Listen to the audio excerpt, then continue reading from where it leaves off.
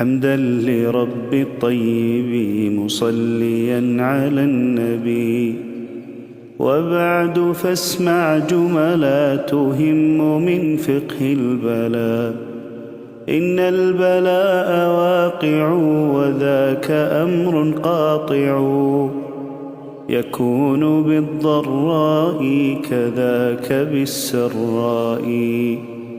قد جاء في البخاري قول خليل الباري: من يريد الله به خيرا يصب منه البهي.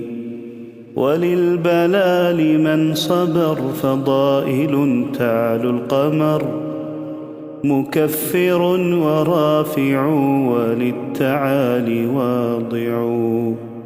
وموقظ القلوب من غفلة الذنوب، مذكر بالنعم والمبتلى ذي الألم.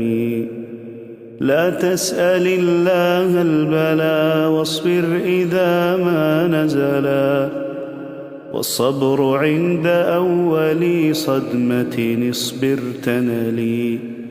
وارض فهذا مستحب والشكر لله أحب.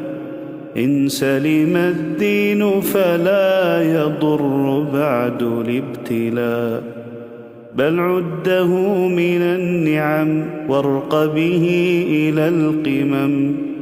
وتب إلى الرحيم وارجع إلى الكريم.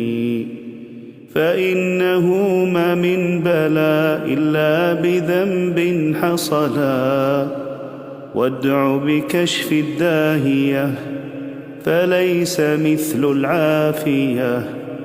ثم ختام نظمي بالحمد مسك الختم.